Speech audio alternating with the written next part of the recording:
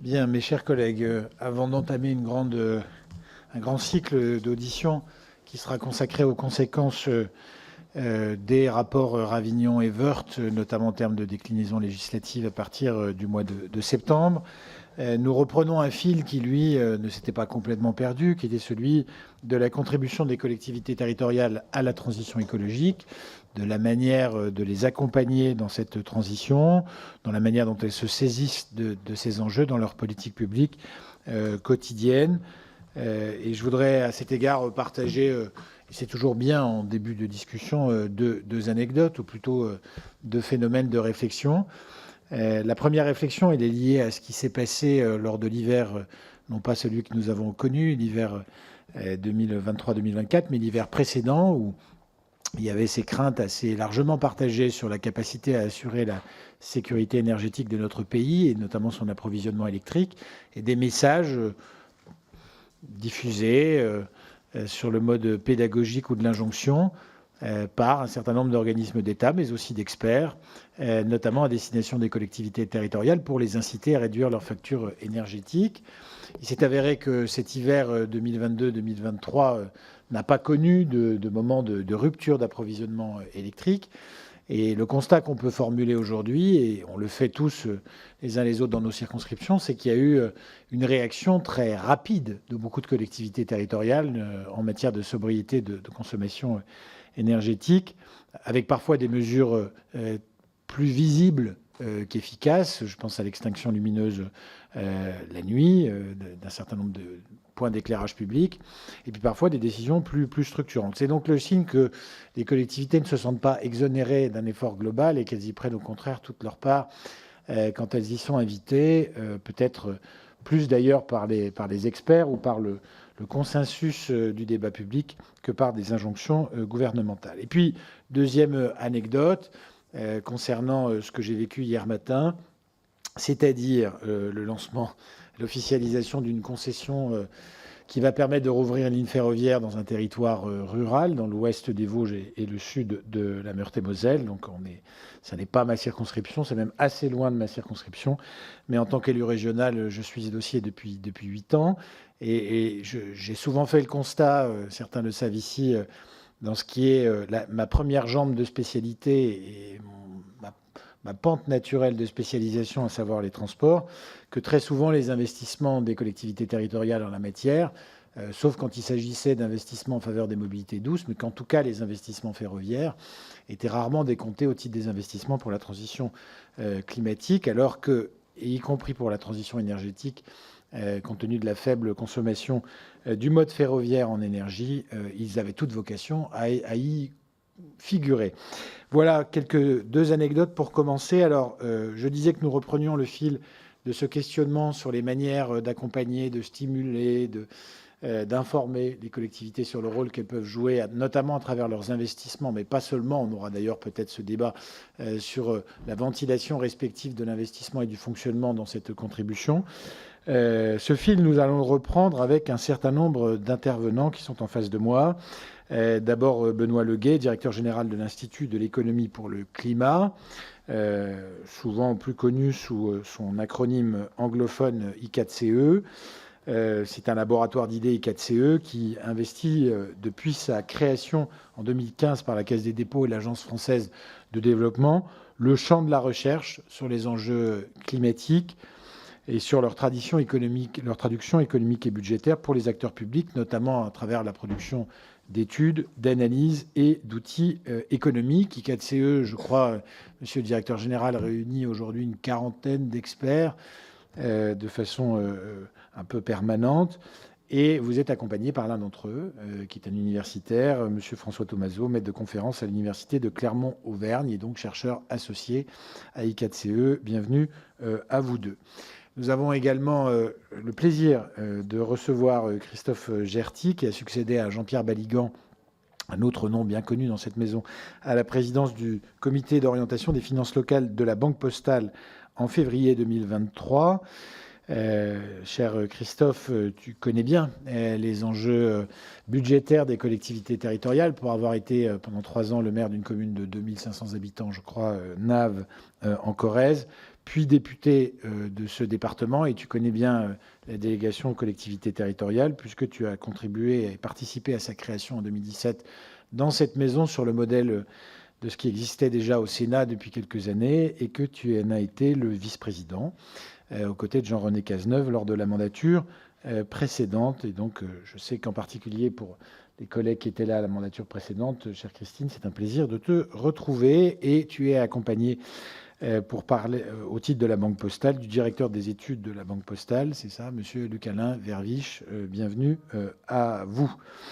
Mes chers collègues, nous partageons tous, nous connaissons tous les enjeux de la démarche européenne de réduction de 55% des émissions de gaz à effet de serre en 2030 par rapport à 1990. Nous avons tous bien présent en tête aussi au moment où nous commençons cette audition l'enjeu de neutralité carbone en 2050, enjeu dans lesquels la France s'est engagée résolument, ou démarche plutôt dans lesquelles elle s'est engagée résolument dans l'esprit de l'accord de Paris de décembre 2021. La part, évidemment, des investisseurs publics et du fonctionnement public, des pouvoirs publics au sens large, dans cette trajectoire est importante. L'État y prend sa part. Je pense notamment au plan d'investissement France 2030, qui s'articule autour d'objectifs de décarbonation de l'économie, hydrogène vert, véhicules électriques, émergence d'une filière nucléaire de petits réacteurs modulaires. Dans une étude qui a été produite en avril dernier, quels investissements pour les objectifs français de décarbonation en 2030, la Direction générale du Trésor estimait entre 63 et 110 milliards d'euros cette contribution de l'État à ces enjeux de transition, ou plutôt non, les flux d'investissement supplémentaires qui sont nécessaires par rapport à ce qui est aujourd'hui consacré. Ce sont des montants qui sont d'ailleurs cohérents, et je pensais déjà à l'atterrissage suivant avec ceux du rapport Pisani-Ferry-Mahfouz, qui évoquait des chiffres entre 66 et 101 milliards d'euros supplémentaires par an pour la transition écologique. Rapport Pisani-Ferry-Mahfouz qui envisageait la décennie à venir comme celle de toutes les difficultés à cet égard, y compris au regard de l'acceptabilité de certaines des mesures qui pourraient être décidées. Et bien sûr, dans cet enjeu, les collectivités territoriales qui assurent une part majoritaire de l'investissement public, y compris quand on retire l'investissement des pouvoirs publics, l'investissement en matière de défense, on reste sur une majorité donc d'investissement porté par les collectivités territoriales. Eh bien, elles ont vocation à prendre leur part dans cette transition écologique. Elles la prennent déjà. Elles sont des acteurs essentiels de la décarbonation de nos économies. C'est vrai par la rénovation du bâti, c'est vrai par la planification avec les SRADET, c'est vrai avec les plans climat, air, énergie territoriaux. Ce sera vrai demain avec l'évaluation de la contribution des collectivités territoriales à la transition écologique à travers l'amendement que j'ai porté au nom de la délégation et qui a été retenu à l'issue de la navette parlementaire et de la procédure de l'activation de l'article 49.3 de notre Constitution. Mais malgré cette contribution, malgré ce qu'on peut qualifier de bonne volonté et d'engagement réel de beaucoup de collectivités, les études de plusieurs instituts spécialisés, notamment celles réalisées par I4CE, je pense en particulier à l'étude sur l'évaluation environnementale des budgets des collectivités en septembre 2022, ont insisté sur l'attentisme de certaines collectivités, voire sur leur frilosité en matière de verdissement de leurs investissements et de leur fonctionnement. Il y a probablement à ce constat qu'on peut partager partiellement, peut-être pas en totalité dans cette délégation, il y a probablement ici des explications sur lesquelles vous reviendrez, cher Benoît Leguet et cher François Thomazeau. Vous le savez, la délégation aux collectivités a par ailleurs consacré ses premières rencontres en février 2023 à cette question centrale sous l'autorité de mon prédécesseur Thomas Cazenave. Quelles sont les conditions permettant de lever les freins au financement par les collectivités territoriales des investissements nécessaires à la transition écologique dans les territoires? Et puis en écho à ces questionnements, I4CE et la Banque Postale, ce qui montre que votre association n'est pas le produit simplement du génie propre à notre délégation, se sont associés et s'associent fréquemment pour des notes de conjoncture.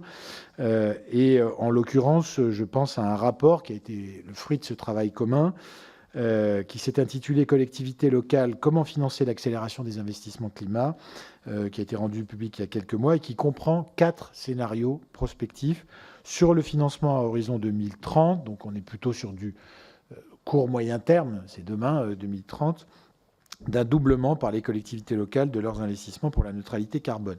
À partir des constats que vous avez posés dans ce rapport, vous avez établi 4 scénarios selon les modes de financement retenus. L'un sur un recours massif à la dette pour ce verdissement généralisé des investissements des collectivités. L'autre sur la redirection très radicale, et pas radicale au sens de l'étiquette politique qui est la mienne depuis 15 ans, redirection donc radicale des dépenses d'investissement vers l'action climatique par des choix de politique publique. Un scénario dans lequel le soutien budgétaire de l'État aux collectivités serait majeur, avec par exemple un doublement des crédits du fonds vert actuellement. Vous avez peut-être vu que dans le rapport d'Éric Woerth, il était proposé au contraire d'unifier les dotations d'investissement. Et puis le sujet que vous évoquez, qui est aussi un scénario ou un levier des mobilisations de ressources propres complémentaires, y compris via les recettes tarifaires de certains services, on pense évidemment à l'eau et à l'assainissement, ou via une fiscalité plus adaptée. Ce que je pense, pour avoir regardé d'un peu près ce rapport, c'est que ces pistes ne s'excluent pas mutuellement les uns les autres et qu'on est plutôt dans une combinatoire. Vous ne l'écrivez pas exactement comme ça, mais c'est probablement de cette façon qu'on pourra trouver des solutions qui seront opérationnelles pour les collectivités territoriales, avec toujours ce sujet de l'acceptabilité sociale des mesures qui pourront être décidées et de l'égalité territoriale du financement, ainsi que des mesures de solidarité nationale qui pourront être décidées. Voilà pour ce tableau que j'ai brossé rapidement, mais je suis sûr que vous aurez beaucoup d'éléments à compléter sur les conclusions de cette étude, sur la manière dont on s'y prend aujourd'hui pour accompagner les collectivités dans ces investissements, dont elles investissent ce champ de la transition écologique. Et je sais d'ores et déjà que plusieurs de nos collègues ont des questions à vous adresser. C'est la raison pour laquelle je vous donne tout de suite la parole. Je ne sais pas qui va ouvrir le bal. Je pense que c'est Benoît Leguet. Donc nous vous écoutons tout de suite. Merci Monsieur le Président et merci pour votre invitation à venir présenter nos travaux. Alors je vais enfoncer quelques portes ouvertes, je vais essayer d'être rapide. Ça permettra aux personnes qui ont peut-être besoin d'éléments de contexte d'être au parfum. Et puis pour ceux qui savent déjà, vous pouvez fermer les écoutilles pendant les 2 minutes qui suivent. Voilà, et puis si vous ne savez pas, faites semblant de savoir et vous faites oui, et puis comme ça vous permettra quand même de rattraper. Je vais très peu prononcer le mot collectivité locale pendant mon propos, parce que mes collègues vont le faire bien plus que moi. Je vais essayer de vous mettre un panorama, disons le bouillon dans lequel on se trouve et dans lequel se trouvent les collectivités territoriales en quelques minutes. Alors, Monsieur le Président, vous l'avez rappelé, il y a des objectifs européens. Réduction des émissions de gaz à effet de serre, atteinte du zéro émission net en 2050, c'est-à-dire demain. Nous avons le même objectif en France, atteinte du zéro émission net en 2050. Et puis il y a un objectif qu'on oublie parfois dans l'accord de Paris, mais qui fait également partie des objectifs européens et français, c'est l'impératif d'adaptation au changement climatique. D'adaptation au climat qui va changer et qui en fait a déjà changé. Alors on ne va pas beaucoup parler d'adaptation dans la suite du propos, mais retenez de mon propos que nous ne sommes pas prêts au climat actuel et au climat qui se dessine devant nous. Oui, il y a d'ailleurs des questionnements, pardon de vous interrompre, sur la capacité à concilier les deux. Alors, allez, je dis 2 mots. Il va falloir concilier les deux. Ce n'est pas fromage ou dessert, c'est fromage et dessert. Il va falloir faire les deux. Il n'y aura pas 2 murs d'investissement. Il y a le mur d'investissement que vous avez mentionné, Monsieur le Président. Il y a un mur d'investissement lié à la transition.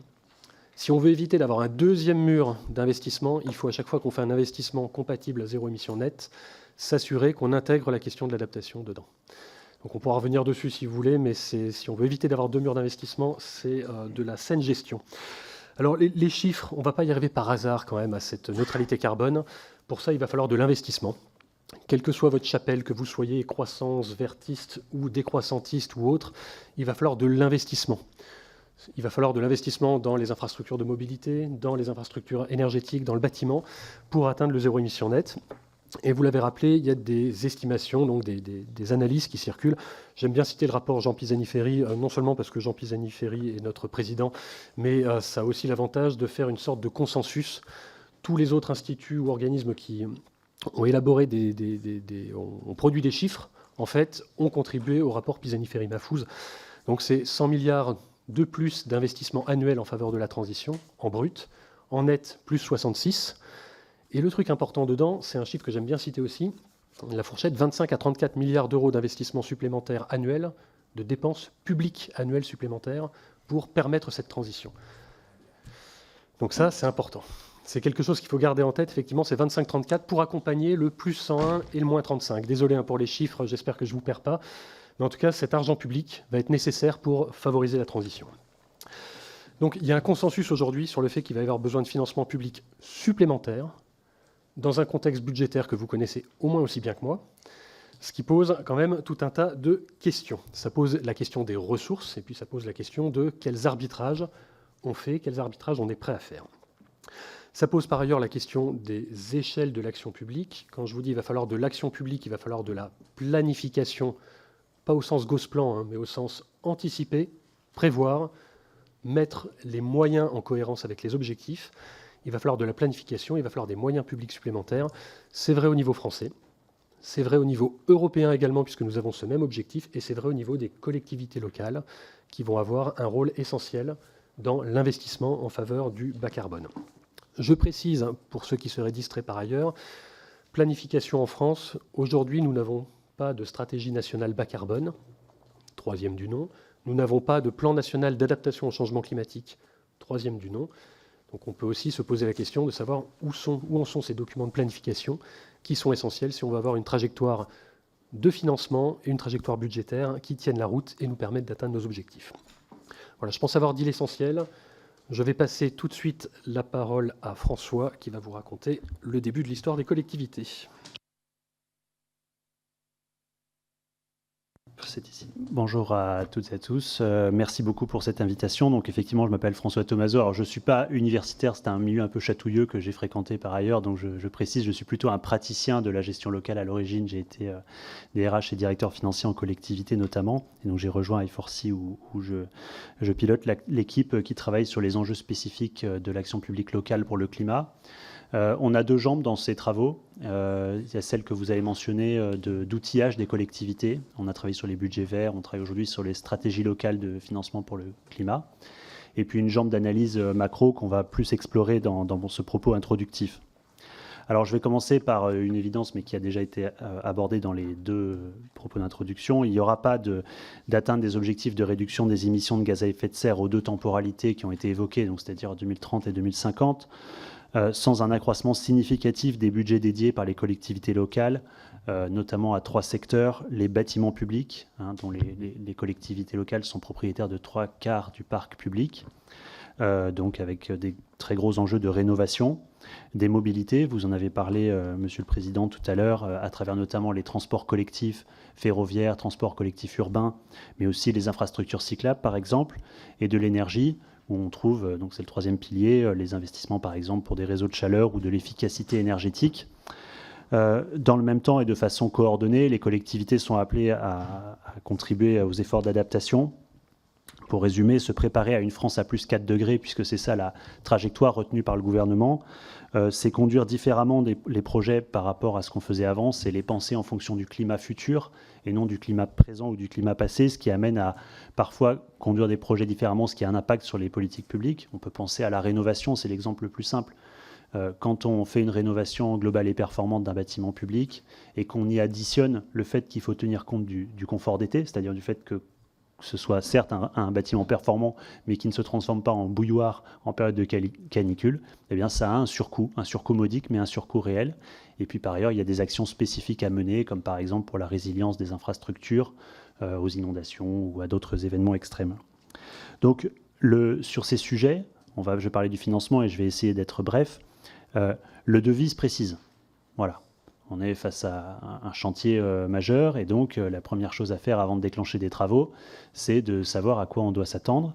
Alors, I4C, donc l'institut à laquelle nous appartenons, a commencé à chiffrer ces éléments. Dans une étude de 2022, on a estimé que les collectivités devaient investir 12 milliards d'euros annuels sur ces sujets. Ces chiffres sont en cours d'actualisation, donc ils ne sont pas à prendre au pied de la lettre. On publiera de nouvelles évaluations à la rentrée. Mais en gros, c'était une première approche, et c'était 2 fois plus que ce qu'elle faisait à l'époque où on a fait cette étude. Et ce rapport de 1 à 2 reste une réalité dans nos derniers travaux. L'inspection générale des finances a repris ces éléments. Donc là, on parle vraiment de l'État qui les a réappropriés dans un rapport qui a été commandé par Elisabeth Borne et qui a été remis à l'automne 2023 et qui, lui, a chiffré à 15 milliards d'euros annuels les efforts d'investissement à conduire sur les enjeux d'atténuation du changement climatique. Les collectivités n'ont pas attendu pour agir, vous l'avez dit aussi, et ça on a pu le chiffrer aussi, hein, les investissements pour le climat des collectivités, donc incluant bien les transports notamment, ont cru de 50% entre 2017 et 2022, donc tiré en partie par l'inflation, mais pas seulement. Si on prend le prorata investissement climat sur investissement totaux des collectivités, on est passé de 8,5% en 2017 à 10% en 2022. Donc ça veut dire qu'il y a déjà une réorientation à l'œuvre dans les choix des élus locaux. Simplement, quand on examine les volumes en jeu, il faudrait passer jusqu'à 20% dans les années à venir, si on voulait atteindre la cible dont on a parlé tout à l'heure. Donc voilà, donc la question qui se pose, c'est comment est-ce qu'on peut... Les 2 questions fondamentales, c'est comment investir plus ou que peut-on faire de moins, au fond. Et donc pour ces questions, je passerai juste après la parole à Luc-Alain Verviche qui vous présentera l'étude qu'on a conduite ensemble sur ce sujet. Donc juste pour conclure, à court terme, quelles sont les échéances qui peuvent vous attendre, vous, en tant que parlementaire, et sur lesquelles on a avancé quelques propositions ? Le devis est connu, donc maintenant la question c'est de savoir comment est-ce qu'on peut d'une part partager la facture entre État, collectivités, contribuables, ménages, entreprises, et puis quelles réunions de syndic on peut organiser pour justement se mettre d'accord. Et donc dans un billet diffusé la semaine dernière, nous avons avancé trois pistes pour avancer à court terme. Je ne vais pas les détailler, on pourra y revenir dans les questions. La première, c'est que vous allez voter pour la première fois une stratégie pluriannuelle de financement de la transition écologique. C'est un outil budgétaire qui a été créé en loi de programmation et donc qui va être débattu à l'automne. Et nous appelons à ce que ce document soit le plus précis possible concernant ce qui est attendu des collectivités locales, notamment en essayant de détailler, si possible, par niveau de collectivité, par secteur, les chiffres dont j'ai parlé tout à l'heure. La deuxième piste, c'est d'intensifier le processus dit de territorialisation de la planification écologique. Alors c'est un vocabulaire très techno, mais qui consiste à dire que nous avons des trajectoires nationales qui sont encore en chambre, parce qu'elles ne sont pas adoptées, mais qui existent quand même. Et donc ces trajectoires nationales, il faut les faire atterrir maintenant dans chaque territoire selon ses spécificités, dans chaque territoire selon ses choix, dans chaque territoire selon ses contraintes. Et donc, il y a là un gros travail qui a été entamé par l'État et qui a vocation à se poursuivre. Et donc, c'est vraiment quelque chose que nous saluons et que nous encourageons et qui doit être, bien sûr, doté d'un bras financier le plus rapidement possible si on veut que les choses avancent. Et puis, la troisième piste qui nous paraît importante, c'est de donner un maximum de visibilité et de clarté dans les signaux que l'État envoie aux collectivités. Il ne faut pas oublier que le premier responsable des choix d'une collectivité, c'est la collectivité elle-même, qui a des leviers pour ça, en dépenses et en recettes. Mais l'État a une responsabilité d'organiser le cadre dans lequel les élus locaux prennent leurs décisions budgétaires. De ce point de vue, le fait de mettre des signaux clairs, par exemple, sur les priorités du fonds vert ou sur le niveau du fonds vert permet de donner des indicateurs sur le climat, de même que donner un maximum de visibilité sur les anticipations que les collectivités peuvent faire sur un certain nombre de dotations leur permet de prendre plus de risques et d'investir davantage. À l'inverse, évidemment, quand il y a des climats un peu anxiogènes sur tel ou tel élément de financement, on peut avoir tendance à faire de la prudence ou de la surprudence. Et ça, c'est des choses qu'on a déjà connues par le passé. Voilà, et je vais laisser Luc-Alain poursuivre sur la partie financement de ce devis que nous avons commencé à présenter. Merci beaucoup, François. Mesdames et messieurs, je ne vais pas reprendre l'intégralité du rapport que Monsieur le Président vous avez résumé, je pense, d'une façon tout à fait claire, mais sans doute insister davantage sur à la fois la logique que nous avons suivie et puis les principaux constats que nous pouvons en faire. Sur la base de la première étude de 2022, nous avons effectivement travaillé toute l'année dernière donc avec I4CE sur d'abord je dirais, le choix d'un certain nombre d'hypothèses d'évolution des finances locales sur la période 2023-2030, en lien en particulier aussi avec les services de l'État, compte tenu de l'inscription des finances locales dans une logique de finances beaucoup plus systémique en fait qu'on ne peut l'imaginer. Et de ces hypothèses sont ressorties un certain nombre de tendances naturelles d'évolution des dépenses et des recettes, qu'il s'agisse des dépenses classiques des collectivités locales, catégorie par catégorie, des financements croisés entre elles, puisqu'on sait à quel point les départements surtout et les régions un peu moins contribuent au financement, notamment des investissements du bloc local. Et puis, bien évidemment aussi, nous avons travaillé sur des hypothèses de recettes à législation actuelle constante, avant d'entrer effectivement dans la logique des 5 scénarios qui ont été imaginés. Un premier scénario qui consistait à prendre donc l'augmentation des dépenses climat, s'ajoutant en fait à la tendance naturelle des stratégies d'investissement calquées d'une certaine façon sur l'historique. On connaît le cycle des investissements locaux en particulier. Et 4 scénarios alternatifs visant en fait à atténuer la pression financière résultant du niveau des investissements auquel aboutissait le scénario fil de l'eau en quelque sorte, puisqu'avec un tel scénario, on arrive à des niveaux d'investissement qui potentiellement approchent les 100 milliards d'euros en fin de période, ce qui est évidemment historiquement considérable. Les 4 scénarios, donc vous les avez évoqués. Le premier est un scénario, enfin je ne les prends pas nécessairement dans l'ordre, mais on a imaginé un scénario que nous avons appelé redirection, qui consiste effectivement à imaginer que les collectivités seraient en situation de choisir le financement de la transition écologique au détriment d'un certain nombre d'investissements qu'elles mènent de façon traditionnelle. Sachant que sur ce point, évidemment, nous ne sommes pas en situation d'aller dire ce qui pourrait effectivement être redirigé, mais en évoquant simplement cette possibilité sur la base d'un constat de ce qui est aujourd'hui la réalité des financements locaux, qu'il s'agisse évidemment de bâtiments publics, de voiries, de soutien à l'activité sportive, culturelle, etc., de bâtiments sociaux et de tout ce qui fait l'investissement local. Le deuxième scénario qui a été imaginé a été ce que nous avons appelé, je le redis, je ne les prends pas nécessairement dans l'ordre, nous avons imaginé un scénario État dans lequel effectivement l'État était sollicité pour fournir à la fois un effort continu sur ses subventions d'investissement et notamment le fonds vert, et répondait par ailleurs à ce qui est apparu quand même comme une nécessité assez vraisemblable, qui est l'augmentation de l'autofinancement des collectivités locales pour constater ou pour reconnaître ou tout simplement la réalité, qui est que tout ne peut pas être vert dans l'action locale et qu'il y a la nécessité de toute façon d'assurer le maintien d'un niveau d'équipement et de services publics lié à la caractéristique des territoires. Ce deuxième élément passait dans notre esprit par une indexation de la DGF. On sait que c'était évidemment, et notamment à l'époque de l'étude, un point de discussion assez marqué entre les collectivités locales et l'État.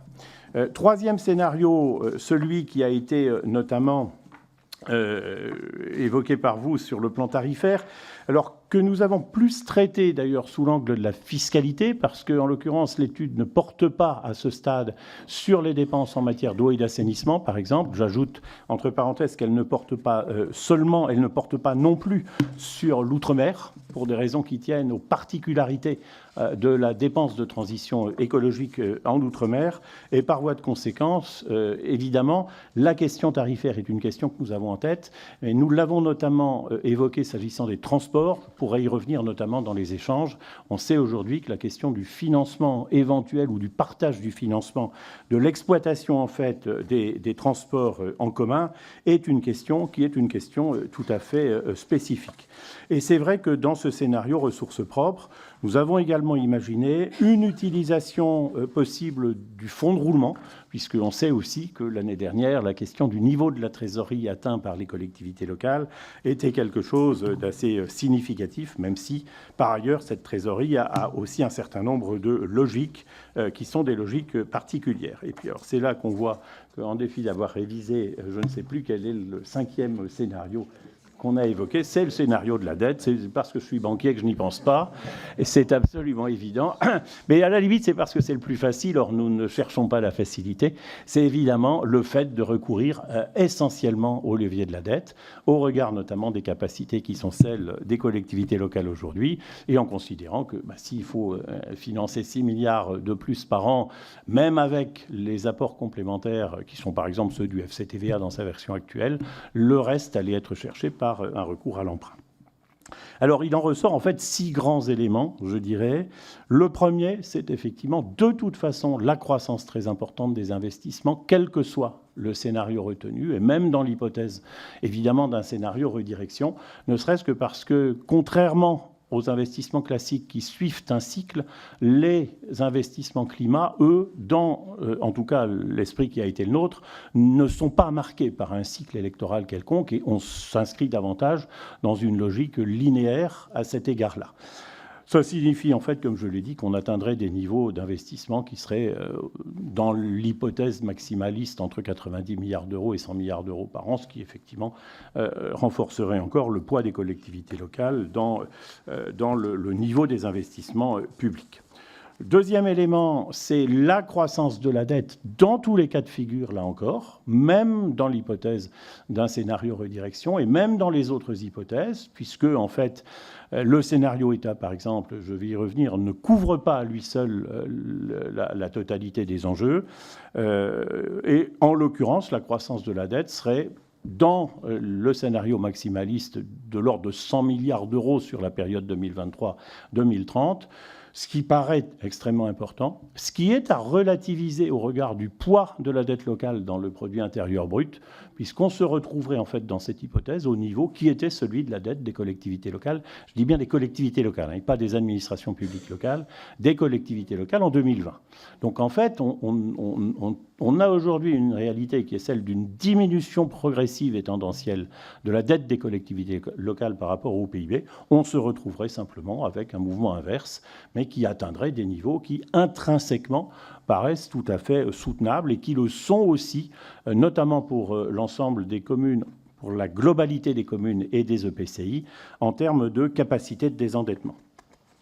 Troisième constat, et c'est là qu'il faut, je pense, tempérer en fait les résultats de l'étude, qui a été menée sur la base d'un modèle global par catégorie, c'est que les départements et les régions, en revanche, sortent avec beaucoup de difficultés des exigences qui peuvent être les leurs.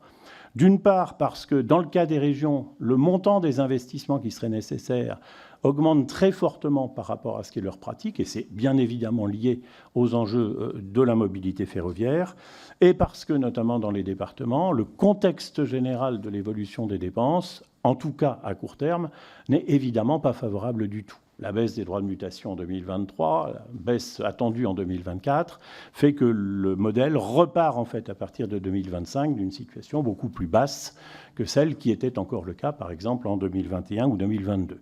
Donc, globalement, et en tout cas sur ces deux catégories de collectivités locales, il y a un sujet de financement général dans le contexte actuel, notamment de l'absence, la quasi-absence de levier fiscal.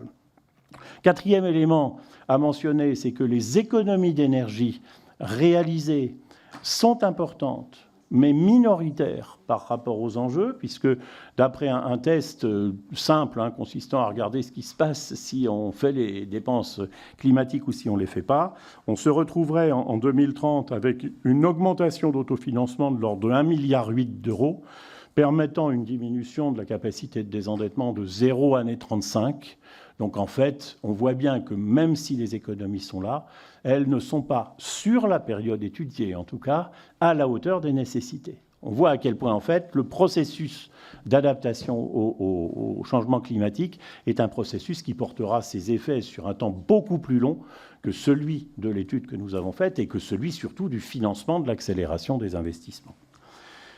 Élément complémentaire, je l'ai évoqué, c'est le fait que même une augmentation des efforts de l'État ne répond pas, loin de là, complètement à la difficulté, ce qui est assez logique, parce que même si l'État est aujourd'hui le premier financeur des investissements locaux, il n'est qu'un financeur partiel, et qu'en l'occurrence, l'hypothèse d'une indexation de la DGF a plus été conçue comme un outil d'augmentation tendancielle de l'autofinancement, permettant, je l'ai dit, soit par l'effet de levier d'aller chercher de la dette supplémentaire, soit tout simplement de permettre aux collectivités locales de financer d'elles-mêmes les enjeux qui ne relèvent pas immédiatement de la transition écologique, mais qui n'en sont pas moins nécessaires.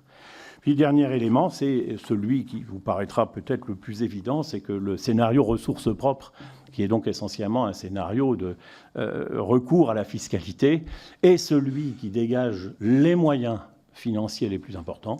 C'est évidemment aussi celui qui est politiquement le plus délicat. Conclusion de tout cela, c'est qu'il n'y a pas un scénario solution, il y a sans doute une combinaison de plusieurs éléments de l'étude, et il y a surtout une réalité qui rentre dans la logique de territorialisation que nous avons évoquée tout à l'heure, c'est qu'en fait, à l'intérieur de chaque bloc, on a des hétérogénéités extrêmement fortes de situations. C'est d'ailleurs l'un des sujets du complément d'études que nous sommes en train de réaliser en 2024, de regarder cette fois au niveau local quelle est la pertinence des scénarios, ce qui va vraisemblablement déboucher sur le fait que dans certains cas, aucun mélange ne peut fonctionner sans non pas un apport de l'État en termes financiers, mais en tout cas une redéfinition sans doute du modèle de partage de la responsabilité et d'amélioration de la solidarité entre territoires. Alors, je pourrais ajouter très brièvement quelques éléments. Naturellement, dans chacun des scénarios, on a mis en exergue quelques-uns des éléments un peu critiques, si vous voulez, de faisabilité. Sur le scénario dette, il est clair qu'en l'état actuel des choses, il se heurte un peu, évidemment, aux perspectives de travail sur le redressement des finances publiques, qui elles-mêmes aboutissent plutôt à un partage de la réduction de la dette publique. Sur le scénario redirection, il est nécessaire d'affiner en fait la connaissance des investissements, de la couleur des investissements, si je puis dire. Et la première démarche qui a été menée, donc à l'instigation du Parlement avec la création notamment du budget vert, est un pas qui va dans ce sens, mais il est clair que sans avoir une bonne connaissance de la réalité des investissements, c'est difficile d'aller insister à une redirection pertinente. Sur le plan d'un soutien particulier de l'État, je pense qu'il faut s'interroger davantage encore qu'aujourd'hui sur la réalité des effets de levier, et notamment sur la pertinence, effectivement, alors soit d'une fusion des dispositifs d'aide à l'investissement, soit au contraire, comme le préconise un peu, me semble-t-il, l'Inspection générale des finances, d'un ciblage beaucoup plus marqué des investissements verts de la part de l'État. Et puis sur la fiscalité, bien évidemment, indépendamment de ce que peut apparaître la facilité du levier fiscal, se pose quand même très clairement la question de l'équité aujourd'hui d'une fiscalité du bloc communal essentiellement fondée sur le foncier bâti, notamment dans un contexte où la mise en place progressive du ZAN va poser la question de la légitimité aujourd'hui du calcul des bases foncières par rapport à ce qui pourrait être le cas demain. Voilà, si vous voulez, les principaux éléments qu'on peut citer, me semble-t-il. Merci, bonjour à tous. Heureux de vous revoir dans une autre position. Merci David, cher président, de nous avoir invités. Moi, je vais faire que quelques compléments parce que l'objet, c'est les questions. Les chargés et les auteurs de ces études-là nous permettent en fait, un groupe comme la Banque Postale, de disposer de chiffres à la fois consolidés parce que nous connaissons, et Luc Alain parle des collectivités parfaitement puisqu'on a les chiffres d'analyse des collectivités et en parallèle des thématiques sur lesquelles on doit travailler.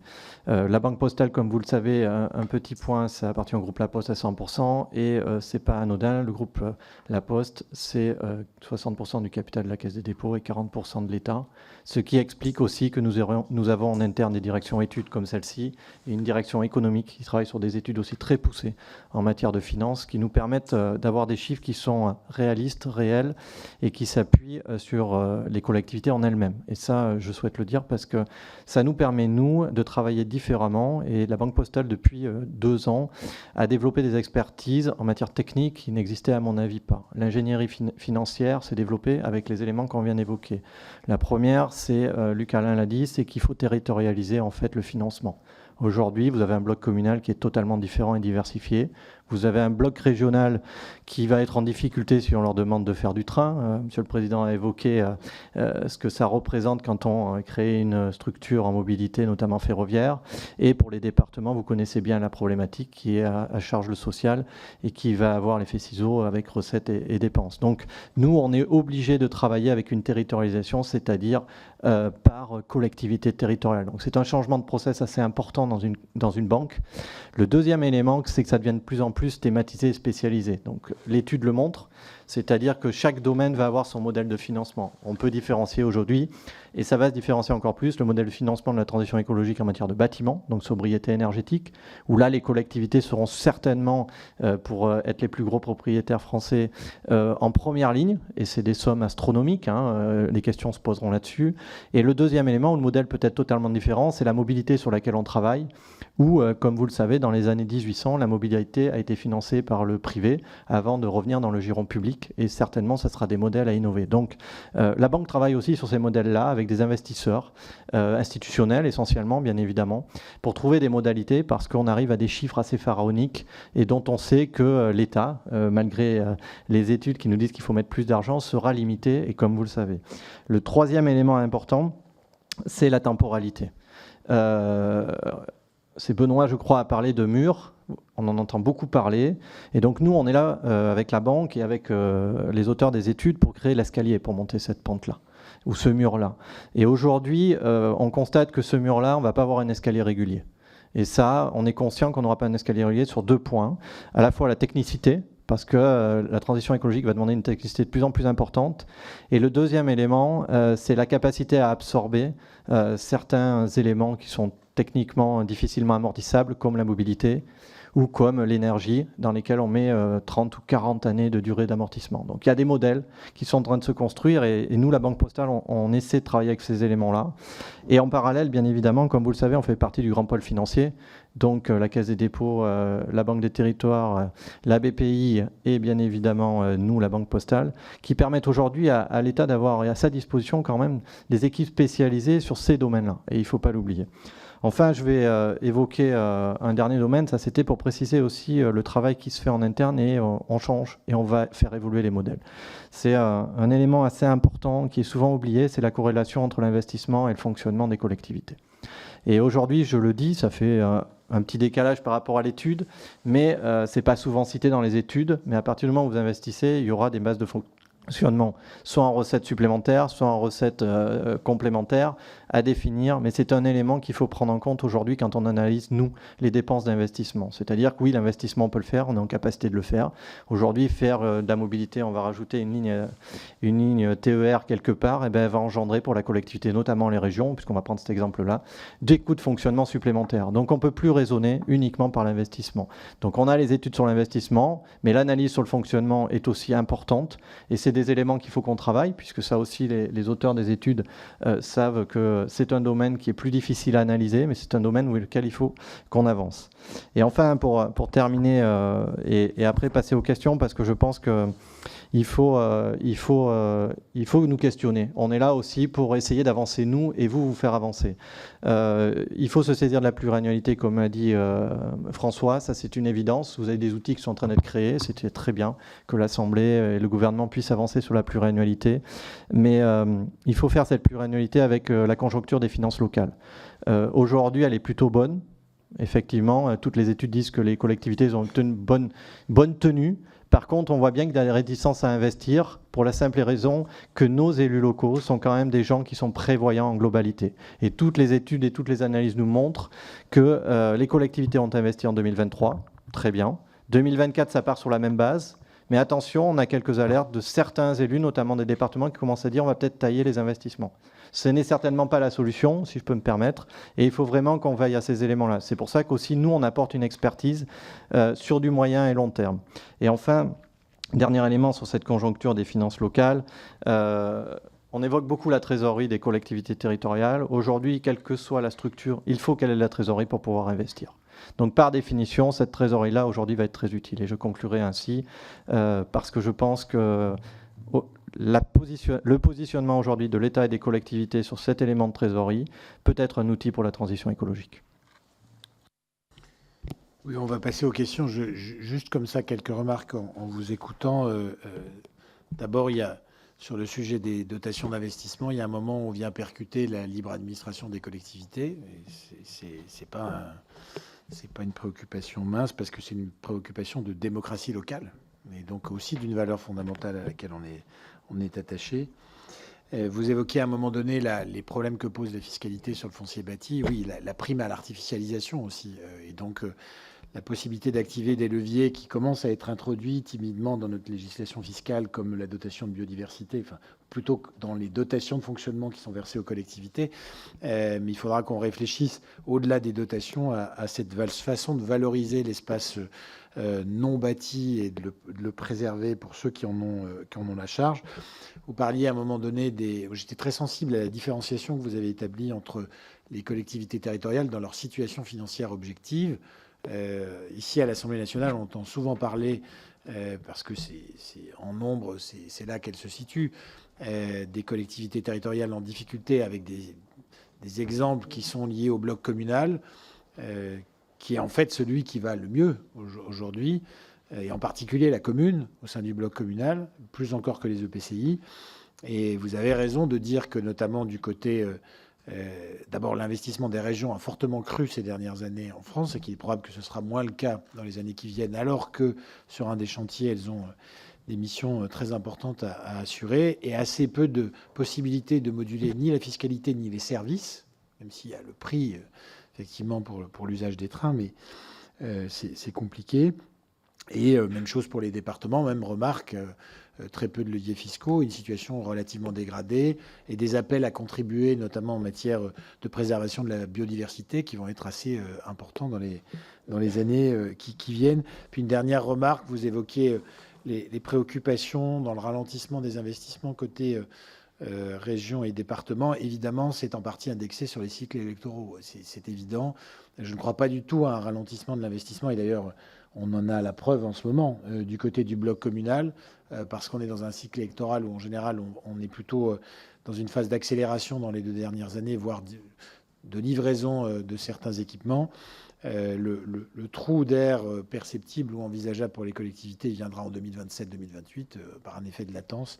Et à l'inverse, effectivement, du côté des régions et des départements où les investissements sont moins immédiatement sensibles et moins liés au cycle électoral, il y a ce risque qui est tout à fait avéré de ralentissement dans les années qui viennent, en particulier l'année prochaine.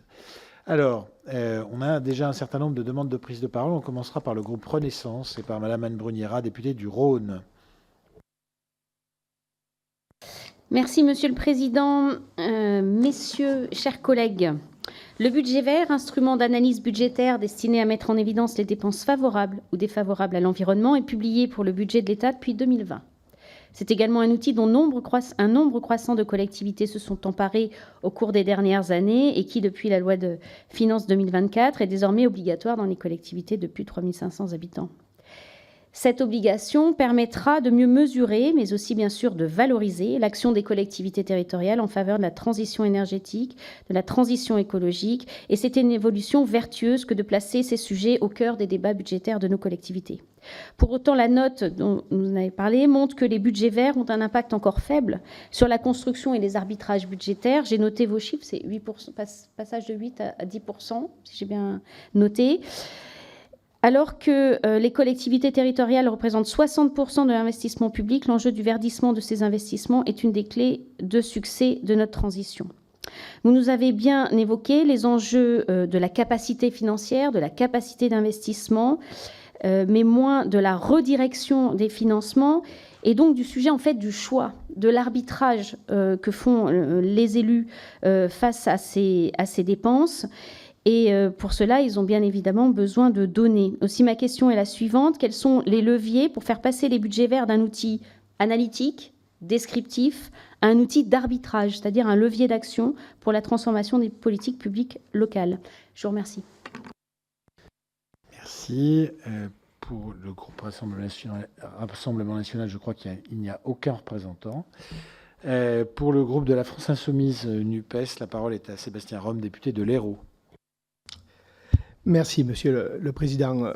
Tout d'abord, dans un propos introductif, dire à mes collègues que je suis, comme rapporteur à la Commission des Finances, j'ai commis un rapport justement sur le fonds vert qui sera finalisé dans les jours qui viennent et donc qui fait plusieurs remarques.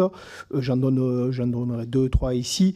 La première, c'est que sur le fonds vert, sur la première année, on voit que 75% des communes qui sont des communes de moins de 2000 habitants, en fait, n'ont reçu que à peu près 20%, un peu plus de 20% des financements.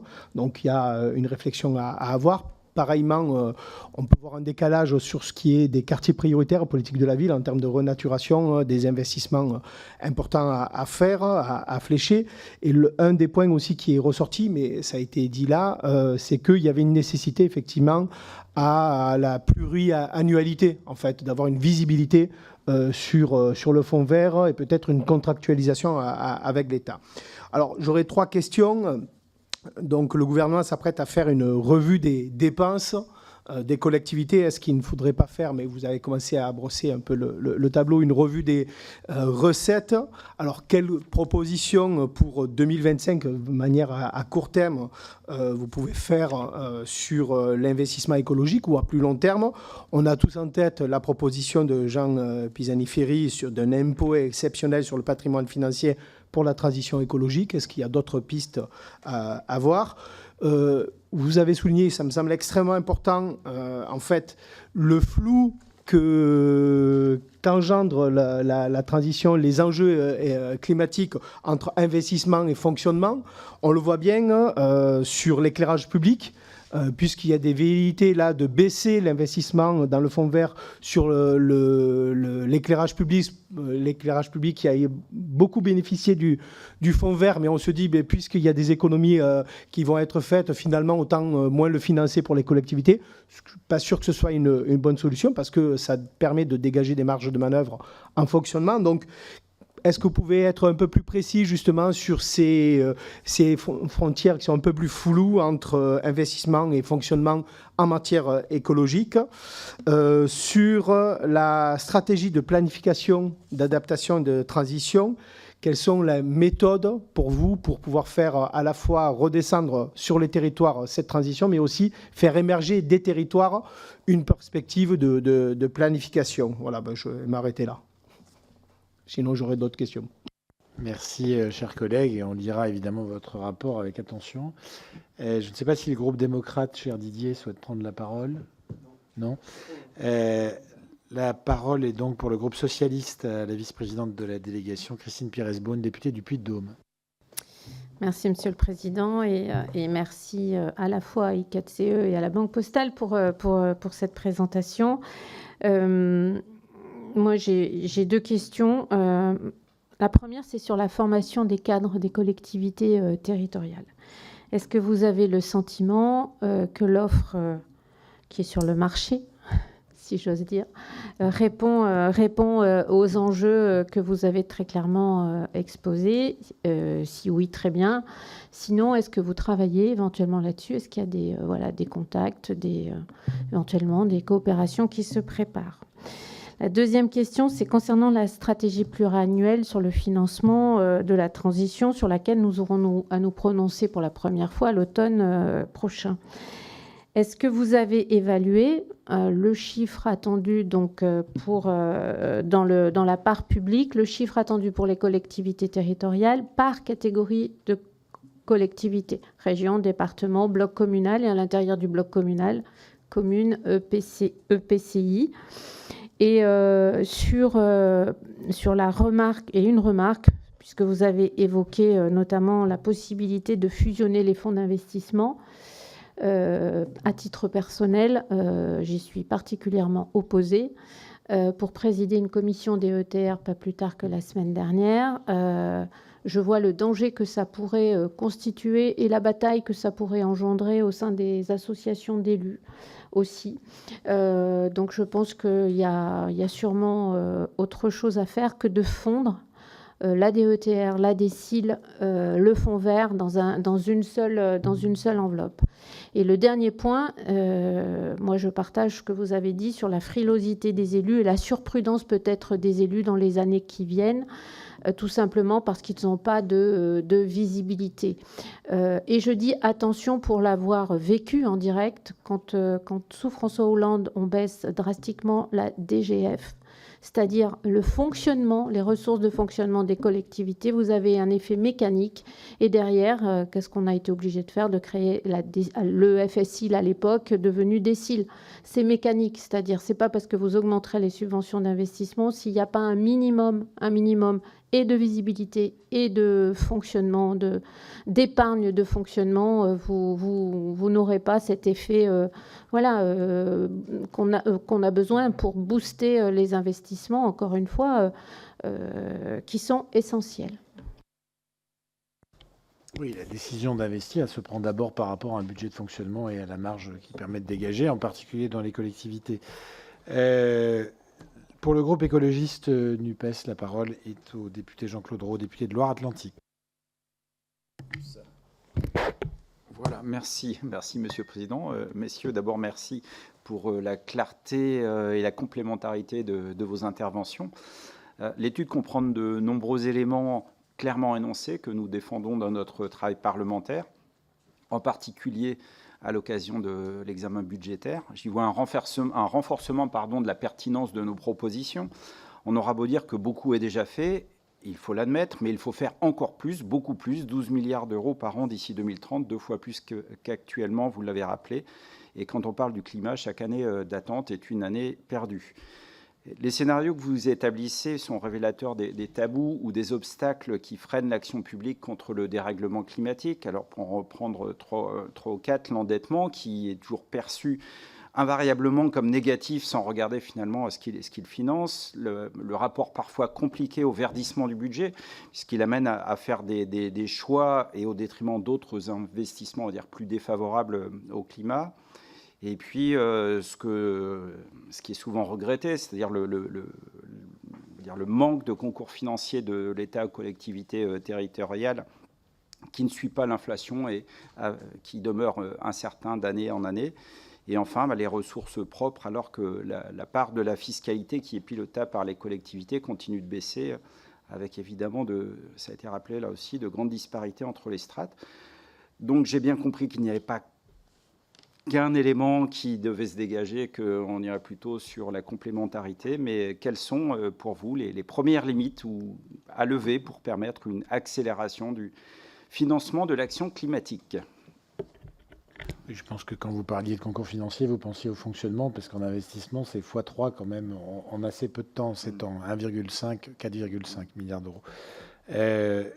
On va peut-être s'arrêter là. On a d'autres questions qu'on prendra tout à l'heure dans une deuxième série pour rester intelligible et permettre à nos invités de répondre. Alors, François Thomazeau. Merci beaucoup pour toutes ces questions qui croisent à peu près tous nos sujets de travail auxquels on dédie un plein temps, 3 pleins temps à l'année, donc je pourrais en parler des heures, donc je vais essayer d'en retenir plutôt 4 points, et puis je vais laisser aussi les collègues compléter. Je vais revenir sur 4 sujets qui croisent vraiment des points de travail sur lesquels j'ai été un peu rapide dans mon propos introductif. D'abord, sur la question des budgets verts, je partage complètement à la fois votre vision positive de l'outil, de la façon dont il a été ensuite transcrit dans la loi, par l'amendement que vous avez porté, Monsieur le Président, en faisant une petite distinction quand même. Le budget vert tel qu'il a été conçu, c'était un outil pour aider à la construction du budget, donc avec une dimension prévisionnelle. Et l'amendement que vous avez voté, c'est un amendement qui porte sur le compte administratif, c'est sur les dépenses exécutées, donc qui est plutôt un instrument de reporting, ce qui a aussi son utilité, mais qui est un peu différent. Et donc vous posez la question de quelle est l'étape suivante justement pour aider les collectivités à faire des choix.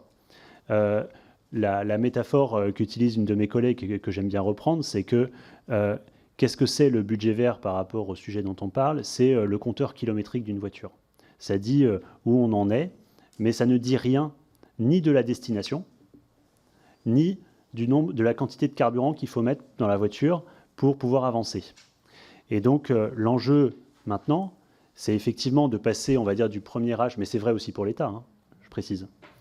C'est passer du premier âge qui est celui de savoir où on en est, savoir ce qui est vert, savoir ce qui est brun, à qu'est-ce qu'il faut qu'on fasse et comment on le finance. Et pour répondre à cette question pour les collectivités, on a lancé un projet qui est d'ailleurs, c'est intéressant, financé par l'Union européenne dans sa branche DG Réforme, donc c'est-à-dire la branche qui s'intéresse à la bonne gestion des comptes publics, pas la branche climat. Un projet avec une dizaine de collectivités pour construire ce qu'on appelle une stratégie pluriannuelle de financement de la transition et pour les collectivités, qui vise finalement, pour chaque collectivité, à évaluer la hauteur de son propre mur d'investissement au regard de ses objectifs climatiques propres. Et c'est là que la territorialisation sera intéressante parce que la collectivité, elle fait son PCAET, ça c'est un peu technique, mais son propre plan climat.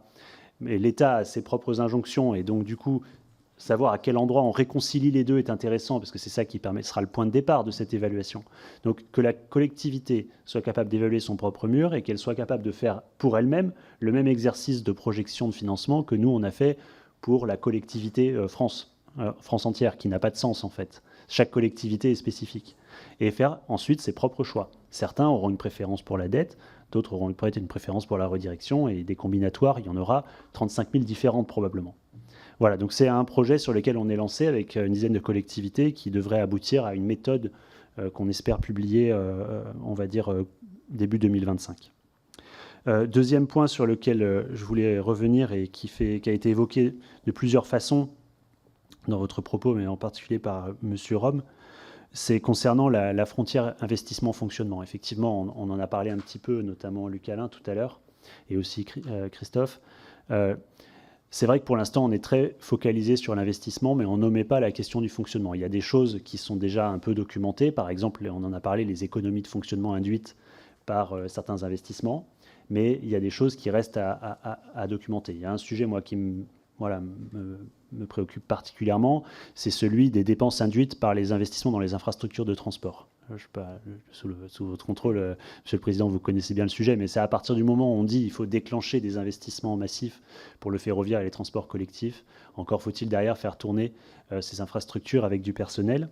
Et donc ça, c'est quelque chose qui reste à évaluer, à simuler. Il y a des travaux, notamment du Sénat, sur le sujet, mais à mon avis, il y a matière à produire davantage. Et j'ajouterais à la réflexion collective un autre point important qui relève du fonctionnement, qui est que dans toutes les trajectoires et dans le rapport Pisani-Ferry-Mafous, dans tous les travaux, on dit les ménages et les entreprises vont avoir une large part de l'effort à accomplir eux-mêmes. Hein, quand on parle de rénovation des logements, de décarbonation des procédés industriels, c'est bien, on reporte sur les acteurs privés la charge de l'investissement. Or, on sait, et on a des travaux sur le sujet à l'Institut, que voilà, il y a un enjeu de justice et d'équité, sans quoi, d'une part, la transition ne sera pas acceptée, et d'autre part, on n'arrivera pas à la faire. Et donc, il y a un sujet d'accompagnement des ménages et des entreprises dans leur propre investissement de décarbonation. Et ça, souvent, ça vient plutôt sur la section de fonctionnement dans les collectivités.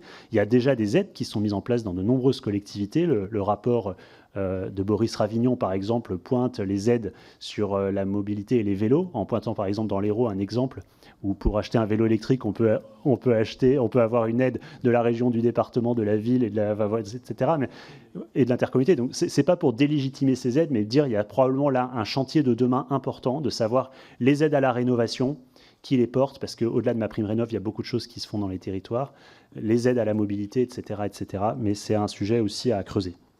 Deux autres points. Concernant la formation des cadres, c'est un sujet qui m'importe beaucoup en tant qu'ancien agent territorial. Le CNFPT, donc, qui est l'établissement public qui porte la politique de formation des agents de la fonction publique territoriale dans son ensemble, et en particulier des cadres, a bougé. Alors, on peut dire qu'il a peut-être bougé tard, mais il a bougé récemment. Le président sortant du CNFPT, M. Deluga, est toujours maire de la Teste de Buch, qui est une commune qui a été très durement touchée par les incendies de 2022. Et il a fait, juste après ça, un grand colloque à Bordeaux où il a dit maintenant c'est fini, il faut qu'on change toute la maquette pour intégrer la transition dans la formation de tous les agents territoriaux. Le CNFPT, c'est une grosse machine, donc je ne sais pas à quelle vitesse ça se déploie, mais il y a clairement une volonté qui a été affichée. Et sur les questions financières, nous, on est associés à la définition des maquettes.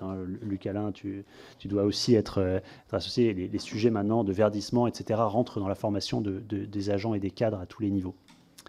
Et dernière chose, sur la stratégie pluriannuelle de financement de la transition écologique votée par l'État et la part des collectivités, oui, on a ces chiffres. On a ces chiffres, on les a pour 3 niveaux. Bloc communal, on n'est pas en capacité de distinguer communes et EPCI parce que, en France, il y a autant de découpage que de PCI en réalité. Donc on a fait un grand paquet bloc communal avec les compétences et le patrimoine des communes et des EPCI, un paquet département et un paquet région. On a ces chiffres-là, on est en train de les actualiser, on les tient à votre disposition, même en version provisoire, pour alimenter la réflexion. Mais voilà, tout ça sera public en 2024. Et je répète que l'IGF a aussi repris à son compte une partie des travaux faits sur ce sujet. Donc c'est venu aussi conforter notre analyse de savoir qu'on n'était plus les seuls à en parler et plus les seuls à apporter ces éléments. Et il s'agissait d'une revue de dépenses, c'est le titre officiel de l'étude de l'IGF qui a été conduite en 2023. Voilà, après il y aurait plein d'autres choses à dire, mais je vais m'arrêter là. Oui, alors un petit complément sur la question de la formation, puisqu'effectivement François vient de le dire, le CNFPT s'est mis en ordre de marche. Comme vous le savez, la difficulté, c'est que l'organisation de la formation initiale n'est plus ce qu'elle était jadis. Et donc, en fait, le CNFPT propose une offre, mais elle n'est pas systématiquement mise en œuvre, en fait, dans les collectivités. En revanche, elle l'est aujourd'hui à l'Institut national des études territoriales, puisque, notamment dans le parcours de formation des ingénieurs en chef, il est clair que la transition écologique est aujourd'hui une véritable préoccupation. Je le dis, y compris à titre personnel, puisque j'interviens tous les ans en phase 2 pour parler des enjeux des finances locales, dans lesquels depuis 2 ans, en réalité, la question est évoquée. Mais une promotion d'ingénieur en chef, c'est 35 ingénieurs par an, et il est clair que ce n'est pas, en fait, à la hauteur de ce que serait la nécessité locale. Il y a aujourd'hui une vraie prise en compte de la question par les élus locaux, et donc aussi par les structures de direction générale. L'offre existe, elle se développe à un rythme qu'on pourrait effectivement sans doute souhaiter accélérer. Il faudrait également voir dans quelle mesure l'offre universitaire en la matière, que ce soit au niveau des BTS ou des IUT ou même éventuellement des formations techniques d'ingénieurs ou etc., est à la hauteur en fait des enjeux. Sur fonctionnement-investissement, je vais aussi peut-être revenir sur la question pour dire, évidemment, elle a été traitée dans le modèle. On n'est pas sans savoir qu'il y a un lien naturel historique entre dépenses d'investissement et fonctionnement, mais on s'est posé vraiment cette année la question de la méthodologie appliquée, parce que vous savez qu'il existe des études fort anciennes, notamment développées par Alain Guingamp et Guy Gilbert, sur ce qu'ils appellent le taux de récurrence. C'est en fait la permanence du retour en fonctionnement d'1 euro d'investissement.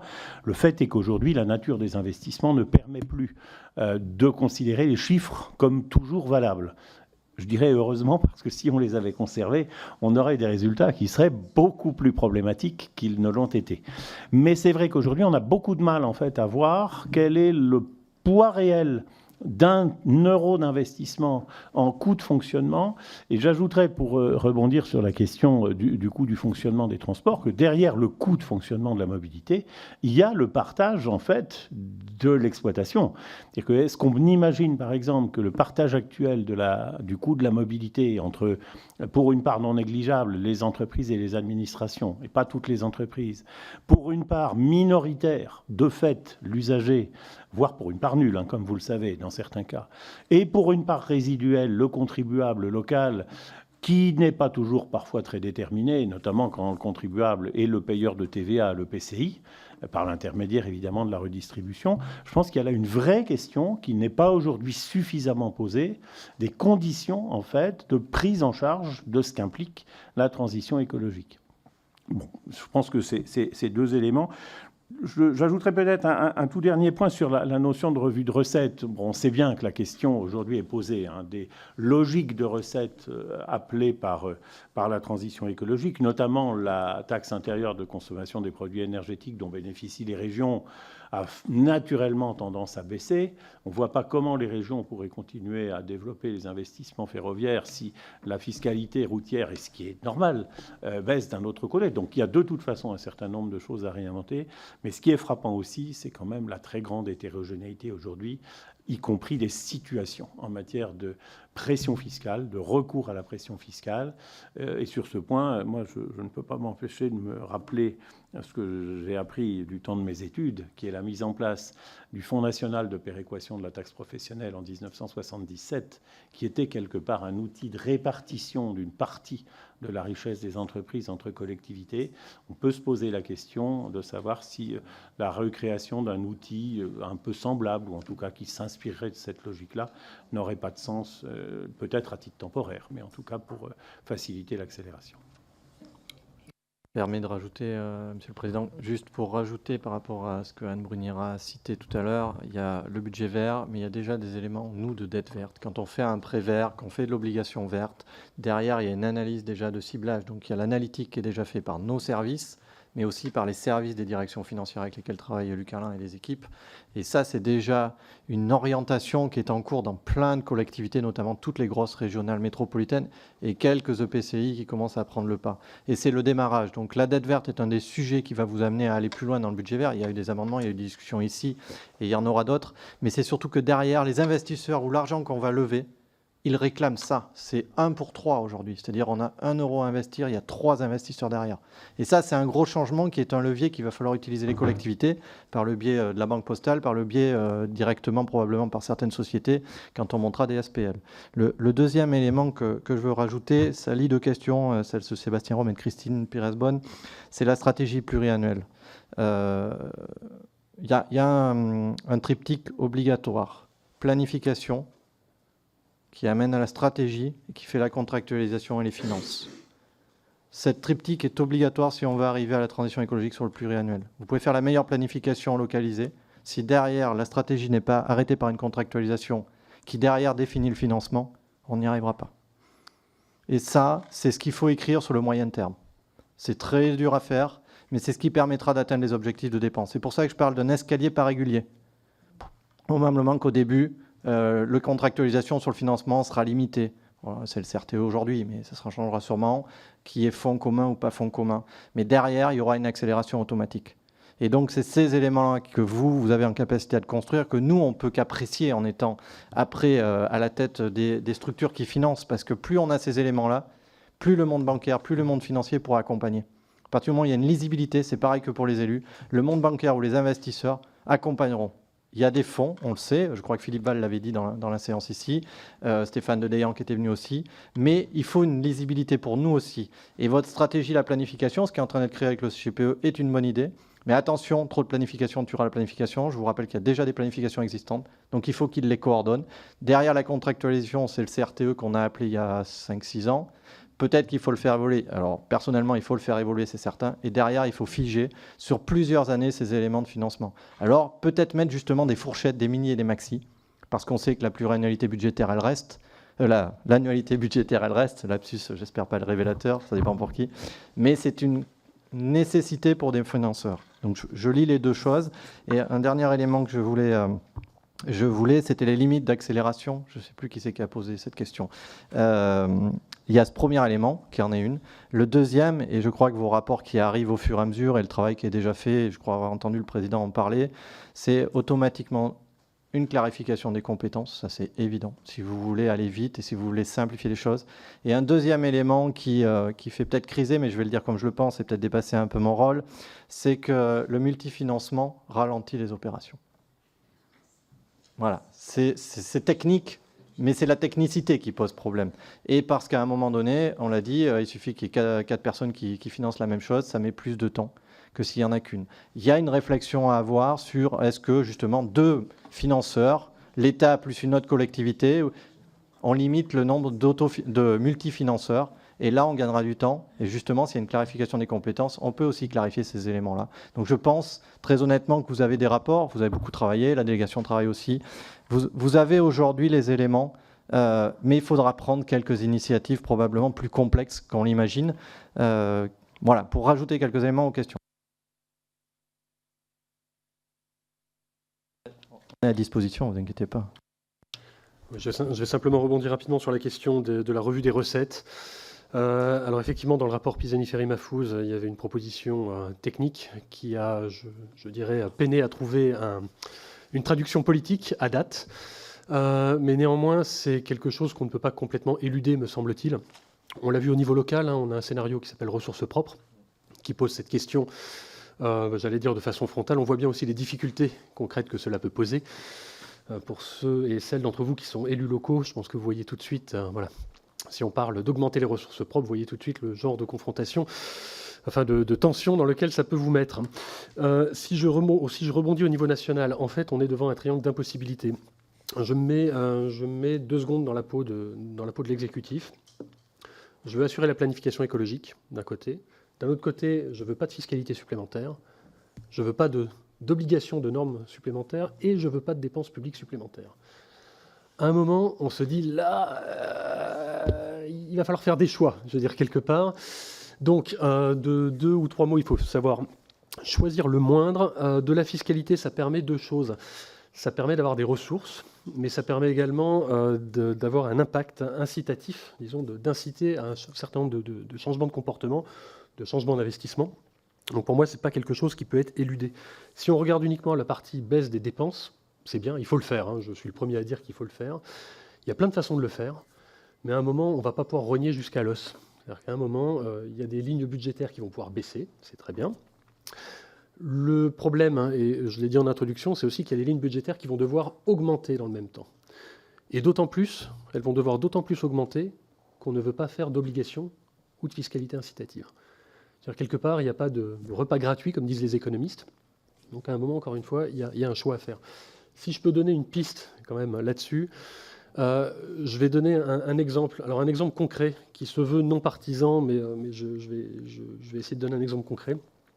Nous, il y a une politique qu'on aime bien, en tout cas qu'on aime bien, pas pour l'objet en tant que tel, mais parce que c'est un cas d'école. La PPL verdissement des flottes. Alors j'espère que, en tout cas, ça pour moi, c'est un cas d'école. On est sur une obligation, mais une obligation qui fait un sens économique. C'est-à-dire si on contraint les entreprises, le TCO d'un véhicule électrique est, sauf erreur de ma part, inférieur à celui d'un véhicule thermique.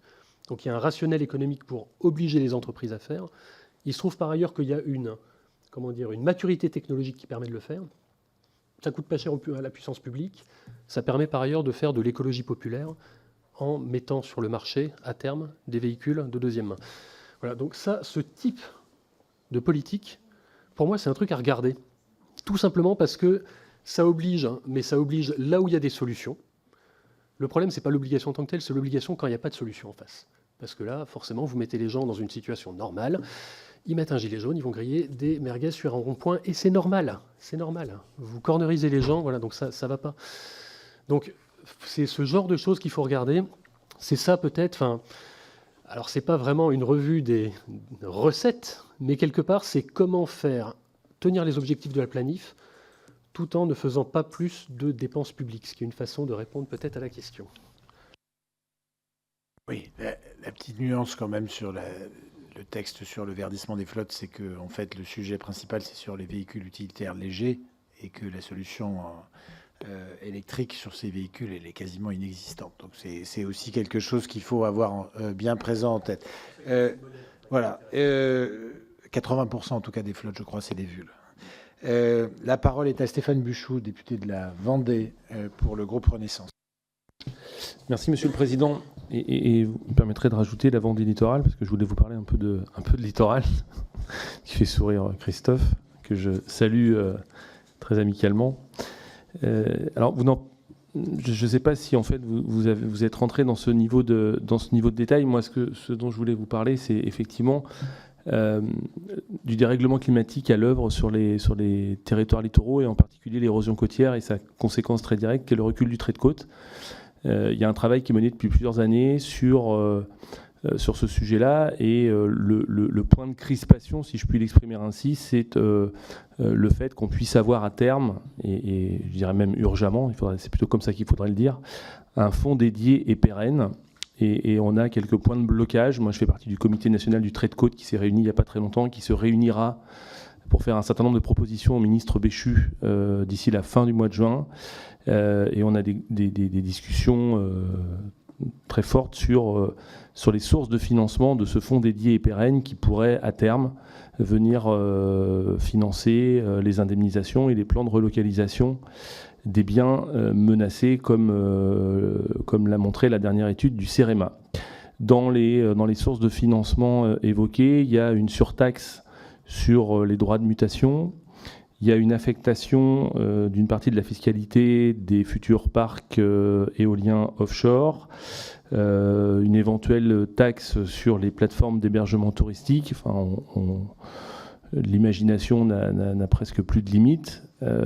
Et je m'en arrêterai là, mais simplement je voulais savoir si vous aviez, réfléchi et travaillé à cette question-là, regardé un petit peu tout le travail qui était mené, et surtout comment vous envisagiez les choses, et si vous avez des propositions annexes à faire en prévision de cette réunion du comité national que l'on attend avec impatience. Merci beaucoup.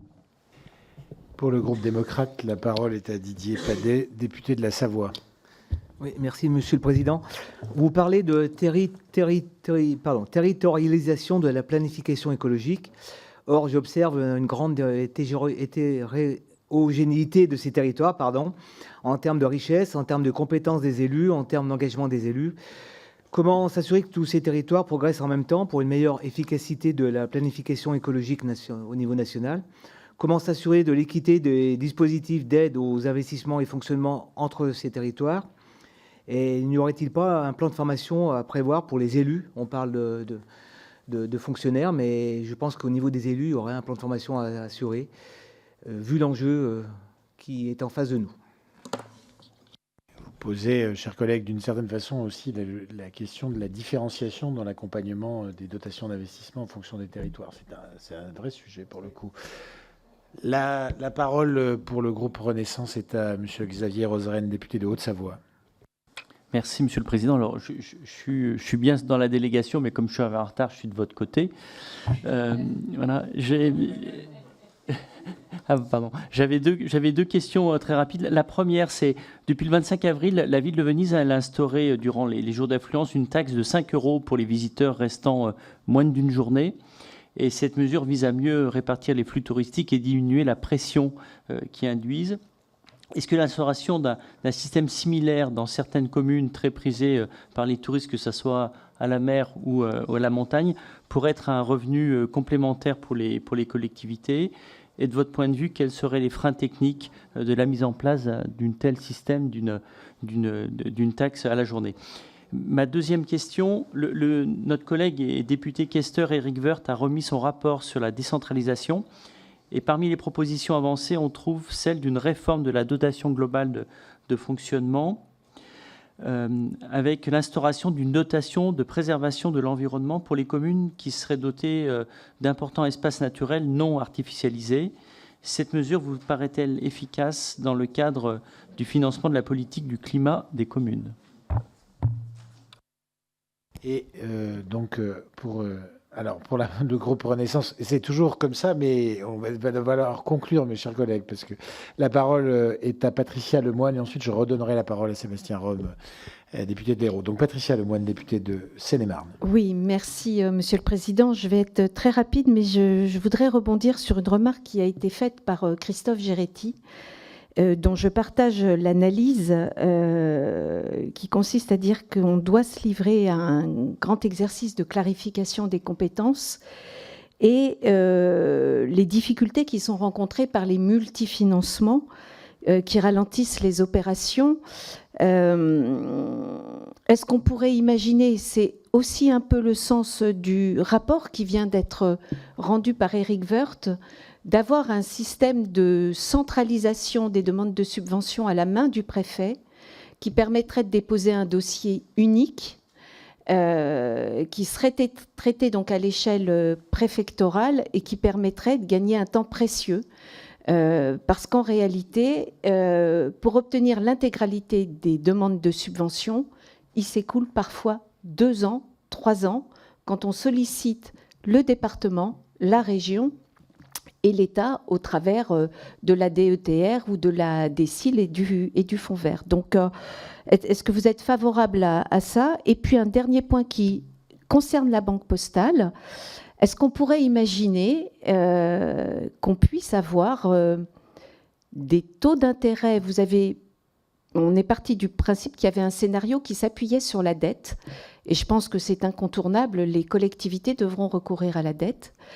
Mais est-ce qu'on pourrait imaginer que pour les collectivités qui s'engagent dans des programmes ambitieux pour réduire l'empreinte carbone, il puisse y avoir des taux préférentiels d'emprunt qui permettraient d'alléger la charge de fonctionnement notamment? Merci.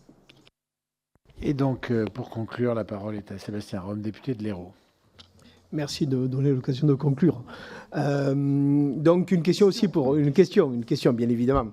Aussi une question donc pour la Banque postale. Comment estimez-vous la capacité des collectivités par strate à investir dans la transition écologique, sachant que, par exemple, les plus petites sont en masse celles qui ont le plus d'épargne nette, mais individuellement, qui vont avoir le moins de capacité à pouvoir mobiliser cette épargne qui est petite pour des investissements qui sont peut-être très lourds.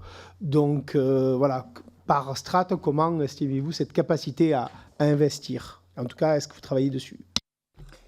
Merci beaucoup donc pour des réponses assez précises, si possible, et cursives. C'est sur François Thomazeau. Merci, Monsieur le Président. Je vais répondre aux 2 premières et puis après toutes les questions ressources et plus je vais laisser les collègues. Donc sur le recul du trait de côte, bon, ce sera une réponse un peu décevante, et si vous voulez aller plus loin sur ce sujet, on a vraiment des vrais spécialistes des questions d'adaptation aux impacts du changement climatique qui ont creusé ces sujets. Je le dis, ils ont creusé les questions de trait de côte, mais ils ont aussi creusé les questions, par exemple, d'avenir des territoires de montagne ou des choses comme ça, puisqu'il y a vraiment plusieurs phénomènes climatiques qui ont des impacts très lourds sur les territoires et qui sont spécifiques à chacun. Et donc, si vous souhaitez qu'on poursuive l'échange, c'est bien sûr possible.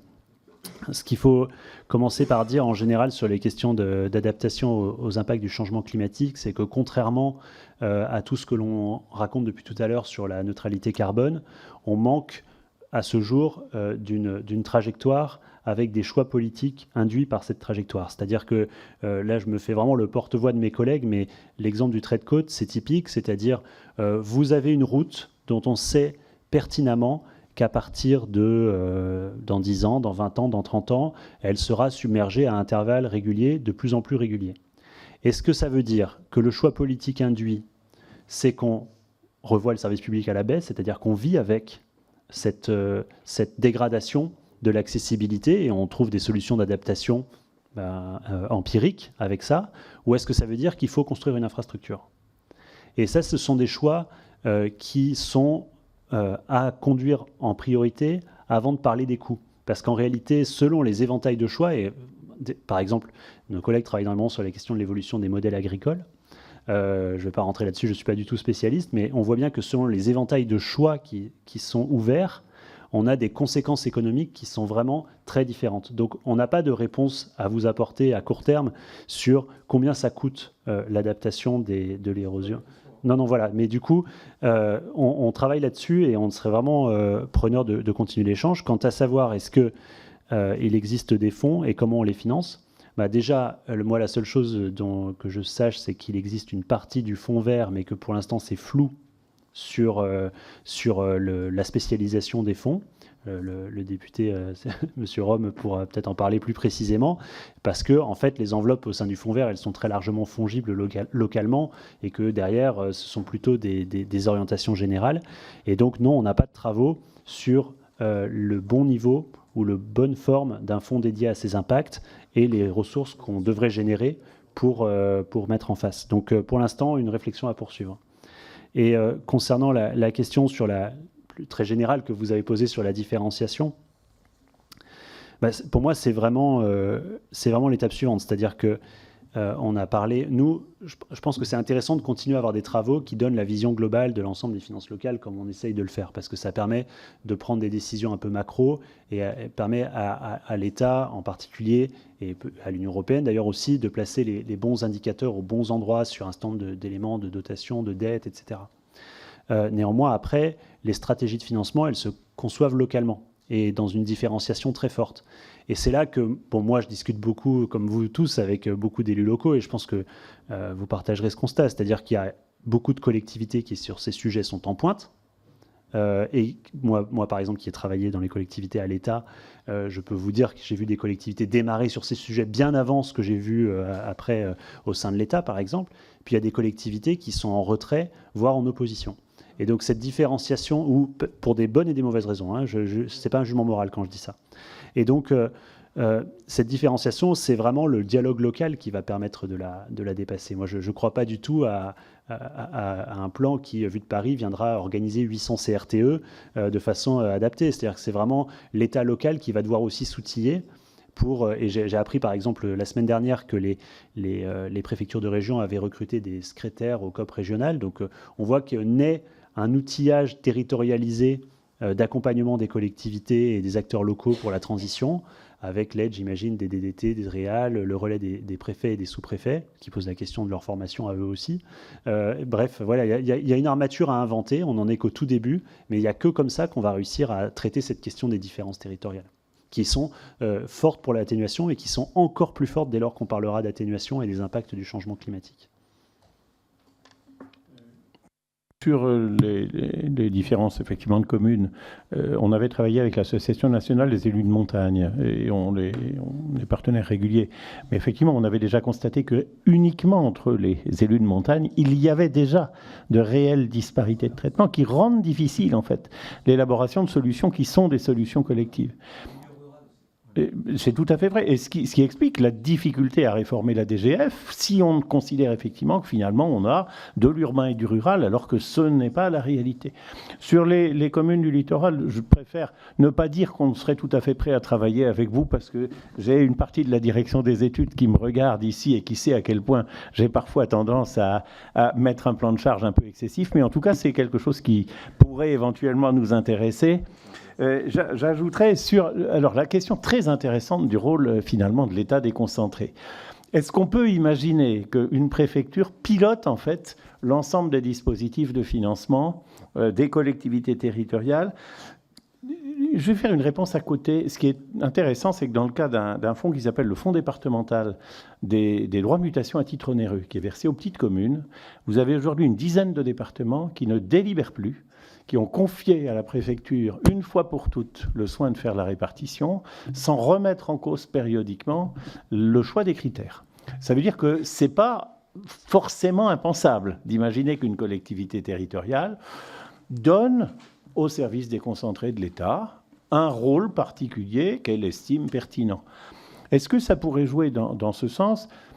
Il faut peut-être tempérer par les conclusions d'un document qu'on a publié l'année dernière, en fait, sur les logiques de financement par subvention des investissements, dans lequel on montrait qu'en fait, les catégories n'ont pas les mêmes intérêts. C'est-à-dire qu'en fait, les grands domaines subventionnés ne sont pas les mêmes pour l'État, pour les départements, pour les régions. Donc c'est vrai qu'il y a des cas dans lesquels on va chercher de l'argent partout, mais les cas où tout le monde en donne me semblent quand même statistiquement assez rares. Donc, solution possible, mais est-ce que le jeu en vaut la chandelle techniquement ? Très honnêtement, je ne sais pas. Puis sur la question des strates, on est en train de travailler en 2024 en fait sur une analyse beaucoup plus différenciée des réalités.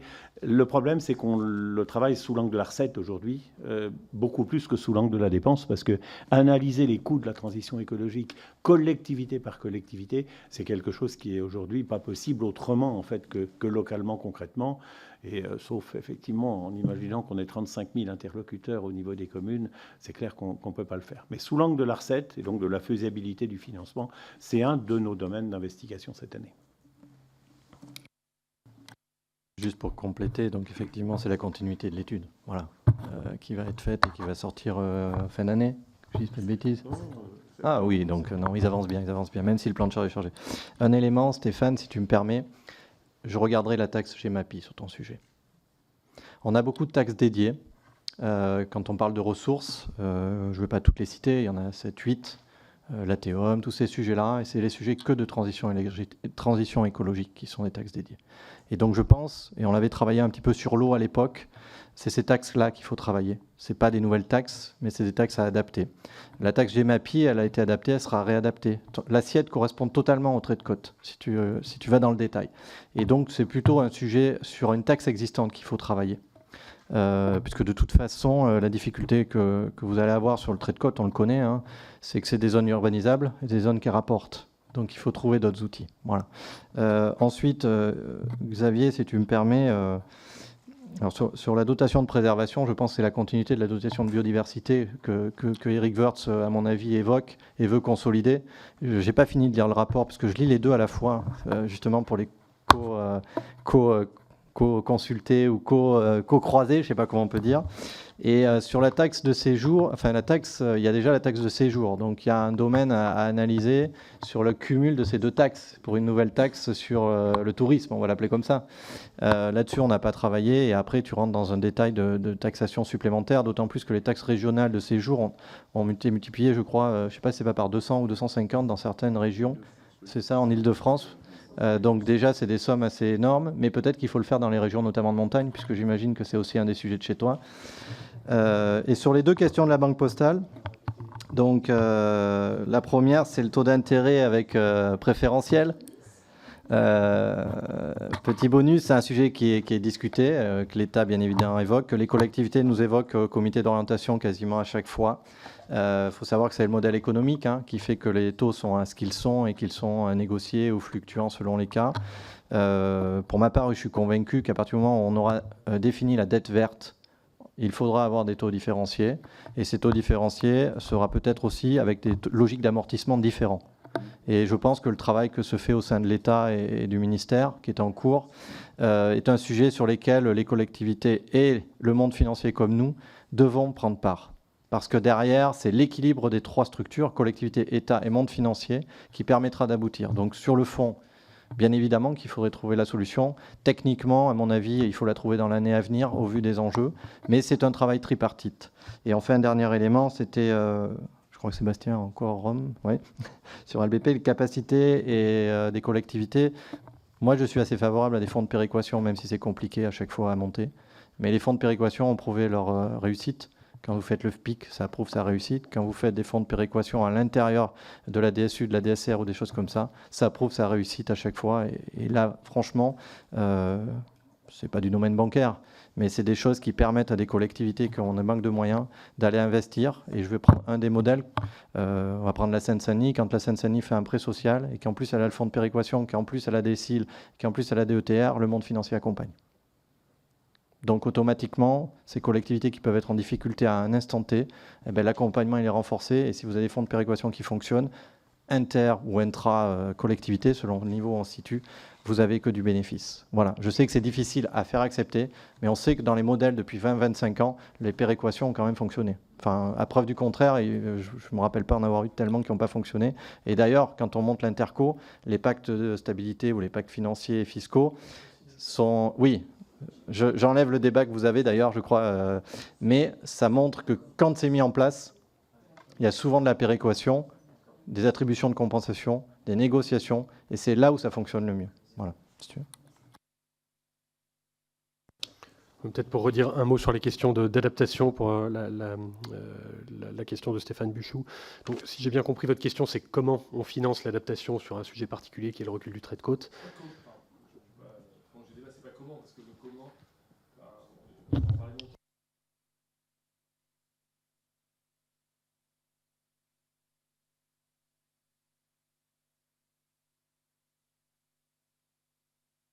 Oui, non, nous, on a travaillé sur la question d'avant, c'est combien ça coûte, avant de répondre à comment on va le financer, et jusqu'à il y a un mois, en fait, il n'y avait pas vraiment de réponse à combien ça coûte.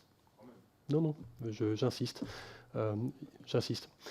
Il n'y avait pas de réponse. Parce on a fait le rapport qu'on a remis au ministre il y a un mois.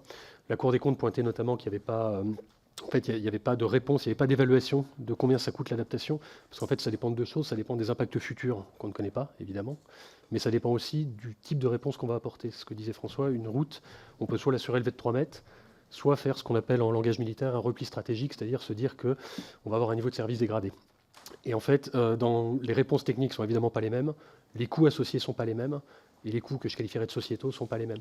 Donc en fait, il y a des choix politiques à faire derrière qui n'ont pas encore été faits aujourd'hui, ce qui reboucle vers ce que je disais en introduction.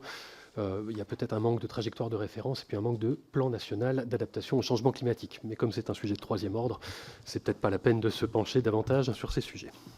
Bon, on aura compris donc que beaucoup des ressources à rechercher seront du côté des ressources propres quand même. Vous parliez des fiscalités, mais on n'a pas beaucoup parlé des services. Je parlais de l'eau et de l'assainissement, mais ce serait vrai aussi sur les ordures ménagères. Et de la solidarité nationale, je vais l'appeler comme ça, qui était un nom plus générique pour parler de la péréquation. Solidarité nationale, d'ailleurs, plus que dotation de l'État. C'est pas exactement la même chose que de parler de solidarité nationale. La réorientation, vous l'avez peu évoqué parce que probablement vous avez respecté la liberté d'administration des collectivités dans vos propos et je crois que c'est heureux. Merci beaucoup de cet échange. Il y avait aujourd'hui une forte mobilisation des collègues et c'était, alors pas de tous les groupes, mais de beaucoup de groupes et c'était le signe de l'intérêt qu'ils portaient au sujet que vous avez évoqué. Merci. Merci. Merci, Monsieur le Président.